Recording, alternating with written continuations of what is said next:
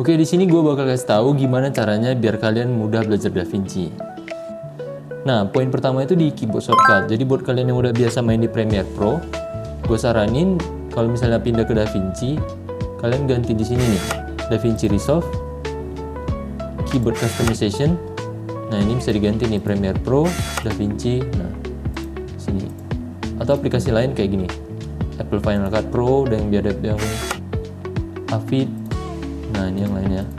Bisa buat sini misalnya ada Premiere Pro. Kalian bisa custom juga ya. Jadi ini penting banget untuk di awal kalau kalian mau mulai ya. Buat keyboard shortcut itu mempermudah banget. Jadi bisa ganti-ganti nih preference, copy, cut. Nah, ini cut juga penting nih kalau kalian mau ganti.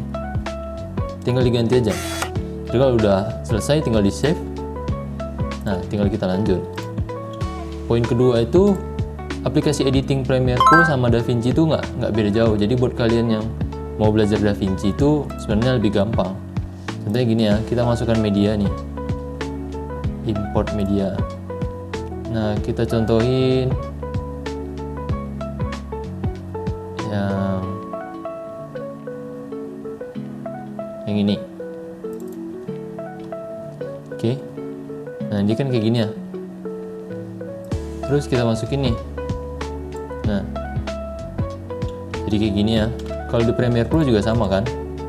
Kita tinggal import, Ctrl I. Ini juga masukin. Double klik, tinggal kita masukin. Itu langsung dari sini juga bisa. Nah, ini kan dia, kalian lihat ya. Ini kan langsung dia sequence-nya kayak gini ya. Atau timeline-nya kayak gini. Nah, kita bisa lihat di sini sequence setting. Nah, di sini kan ukurannya 736 1308. Nah, di sini kan dia kayak lebar ke samping jadi ada hitam-hitam gini ya. Sebenarnya bisa diganti juga. Klik kanan, timeline setting. Ini kita matiin centangnya. Jadi 736 kali 1308. Nah, tinggal oke. Nah, hasilnya sama. Jadi sebenarnya sama, dari segi keyframe pun sama juga sebenarnya. Dari zoom ya, misalnya zoom nih, di awal kita kasih keyframe nih, klik, terus kita zoom lagi ke sini. Nah, misalnya 2,4. Jadi kalau di play kayak gini, keyframe. Nah, di Premiere Pro juga sama.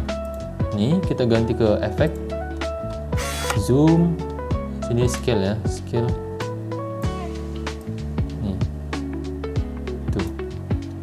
Sama. Nah, tapi kan di Premiere Pro kelihatan ya ini keyframe-nya.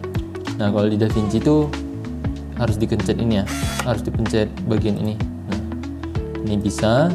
Kalau kalian mau ininya lebih detailnya, ada kurvanya gitu nih. Di Premiere Pro kan gini ya, klik yang ini. Nah, DaVinci itu yang ini. Tuh, sama kan? Jadi bisa diklik juga, diganti juga ininya. Nah,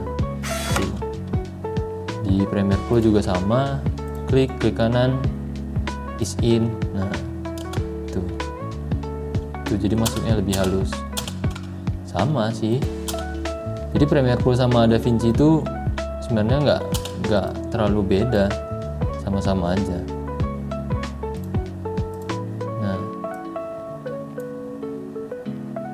Nah, ini poin ketiga nih. Ini poin ketiga kenapa gua saranin kalian ke DaVinci, karena fiturnya itu udah semi dari After Effects. Nah, misalnya gini nih. Di Premiere Pro itu kan nggak ada tracking ya, tracking muka, tracking wajah atau tracking yang lain-lain lah, tracking objek. Jadi kayak fitur-fitur After Effects itu kan jelas nggak ada di Premiere Pro kan. Nah, sedangkan di DaVinci itu kalian bisa dapatin di tab yang lain. Contohnya nih, tab Fusion namanya. Nah, di sini tuh kalian bisa tracking nih. Nah, ini kita cari tracker. Nah, ini tracker. Jadi dia udah semi After Effects gitu.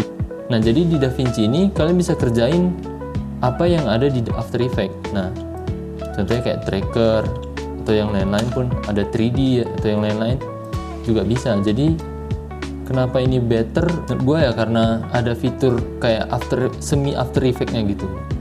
Jadi kalian nggak perlu lagi tuh susah-susah pindah lagi ke After Effects, baru pindah lagi ke Premiere Pro, terus export lagi, bla bla bla.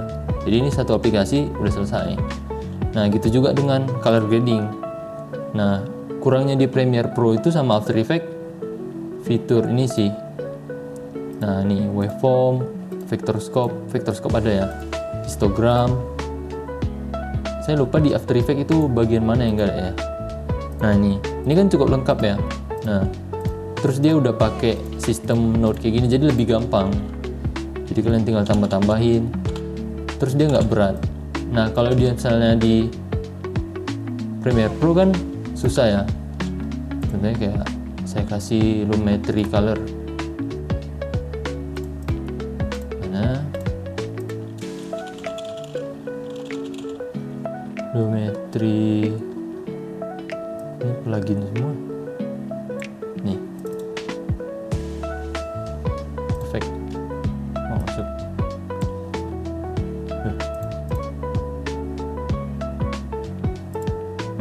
Nah nih. Ini Lumetri color. Nah jadi kan dia berlapis-lapis ya. Jadi agak susah lihatnya. Jadi misalnya basic correction kalian mau buat di sini. Misalnya basic correctionnya ini. Misalnya ini color correction lah. Ini color correction anggap aja. Terus di sini bagian color grading nih. Ini color grading. Misalnya gini. Tuh. Nah, kalau di DaVinci itu, nah ini kan dia kayak gini ya. Kalau DaVinci itu nggak terlalu ribet, jadi kalian tinggal tambah-tambahin aja. Tambah-tambahin. Ya udah sama juga. Sini dengan fitur yang lebih lengkap. Contohnya ada ininya, ada waveformnya, ada paretnya. Jadi kalian bisa langsung lihat hasilnya di sini. Jadi lebih bagus lah. Jadi bisa lebih spesifik kalau buat color grading. Jadi itu kalian nggak rumit-rumit lagi pindah Premiere Pro, DaVinci buat color grading. Ya sama aja, bagus kalian edit di sini di DaVinci, sekalian color grading, sekalian kerjain apa yang bisa dikerjain sama After Effects gitu. Nah, itu dia poin-poin penting ya. Jadi kenapa saya lebih saranin kalian buat ke DaVinci itu ya karena ini. Jadi dia bisa kerjain apa yang bisa dikerjain Premiere Pro, apa yang bisa dikerjain di After Effects juga DaVinci juga bisa kerjain gitu. Nah, itu saran-saran dari saya ya. Jadi buat kalian yang mau belajar DaVinci sebenarnya nggak perlu repot. Apalagi yang udah biasa main CapCut, Premiere Pro. Nah, ini juga sama-sama aja, efek juga ada. Sebenarnya nggak terlalu beda. Cuman yang perlu kalian pelajarin itu kalau di DaVinci itu di bagian Fusion. Fusion itu mungkin agak bingung ya kalau di awal. Nah kalau di color grading juga perlu belajar sedikit, tapi di sini saya jamin nggak terlalu susah. Kalau untuk ini color gradingnya lebih susah di Fusionnya gitu. Nah itu aja saran dari saya. Mungkin kalian bisa tambahin kalau misalnya ada benefit-benefit tertentu dari Premiere Pro yang saya nggak tahu ya. Mungkin yang lebih bagus dari DaVinci gitu. Tuh. Sekian dari saya. Goodbye.